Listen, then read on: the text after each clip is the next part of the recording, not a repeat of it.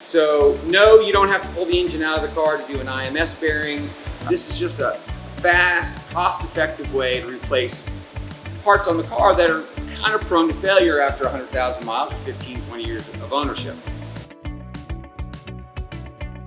This is our 2001 Boxster S engine. It has been removed, as you can obviously see. I'm here with Sean Mickle.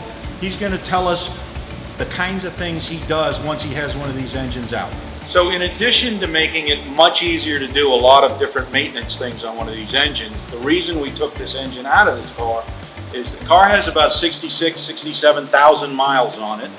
And we did some tests and we have no record of the IMS bearing ever having been done. So no, you don't have to pull the engine out of the car to do an IMS bearing.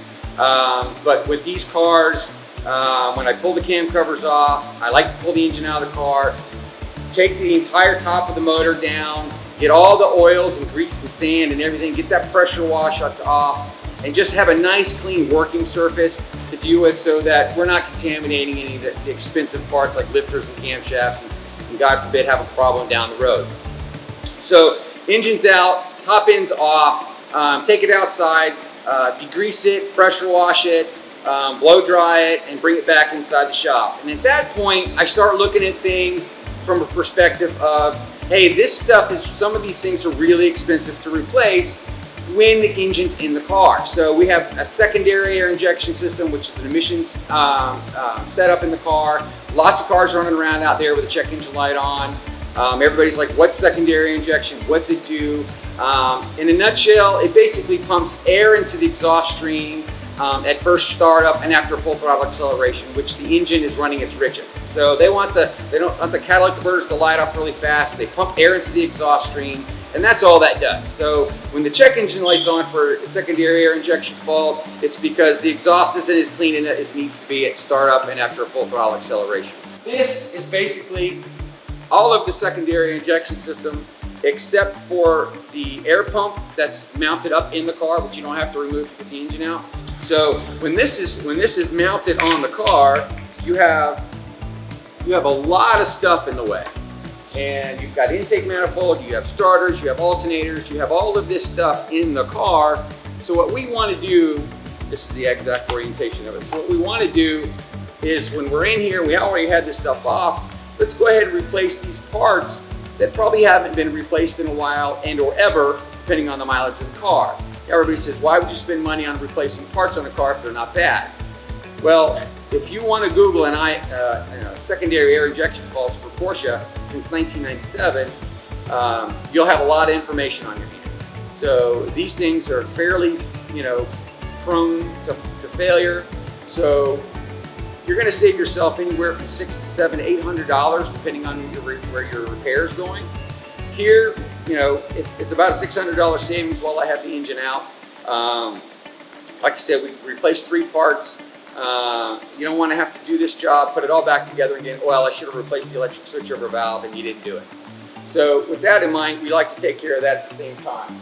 Another one of the key important things is the oil separator in these cars. Now they're not terribly difficult to do in the car, but again, sometimes labor rate is the most expensive portion of a repair bill. So you want to save as many hours on a repair as you can. And one of the ways to do that is to do things while it's already out of the car and it doesn't cost a lot of money. So the next thing we have is an oil separator, which if anybody's never seen it, this is what it looks like. You can see it gets all oily and nasty, and chances are somebody's been in here at one time in the past 10 years or so, or 15 years, and replaced this. So what this does, basically, the crankcase gets drawn into a vacuum because of this little thing right here. So there's no positive crankcase pressure. What this does, mostly is designed to do, is because this is an internally dry sumped engine, this is designed to take the air out of the oil. So what happens is it draws it in, puts it through a baffle, the air is then extracted back into and it goes to this long tube, convoluted tube, and it gets put back into the engine through a fitting on the intake manifold. And then so when one of these fails, the internal baffle goes bad, the oil doesn't drain back into the crankcase like it's supposed to. It gets pushed, it gets sucked into the intake manifold and burned, and you've got a ton of white smoke behind you. Nobody can see, and it can be catastrophic. I have seen these fail to the point where it hydrolocks an engine because it sucks so much oil into the motor.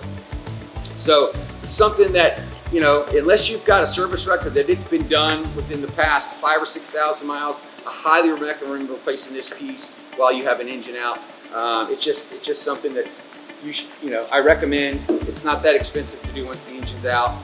A couple other things are you can do a visual inspection of some of the subsystems in the car. You've got the power steering system, which on these cars sits right here. And what'll happen is that this plastic tank and this metal pump body, what it does is anytime these cars are tracked really, really hard, autocross or anything like that, this plastic housing has a tendency to get melt or get brittle. So again, when I have all this stuff apart, I can take a really good look at all of these subsystems that you really can't see when it's in the car. So what we want to do is we want to make sure that we're checking everything on this car that we possibly can, because the customer's already, you know, gone through the expense of you know, opting to have the engine pulled out and have the work done on the car. So as you can see, this mounts in here. You've got other subsystems like the AC compressor here, the air alternator sits here. You've got a pretty big, complex intake manifold that sits on top of all of this stuff. Now this obviously isn't exactly how it sits on the car. As a matter of fact, I've got it backwards. So it sits on the car, and then you have everything underneath it. And really, really difficult to get to at times. You don't want to have to work in and under, not to mention, especially when the engine's installed in the car, it's a Boxster.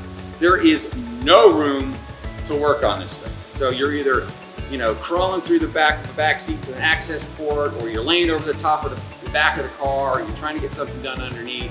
And this is just a fast, cost-effective way to replace parts on the car that are kind of prone to failure after 100,000 miles, 15, 20 years of ownership.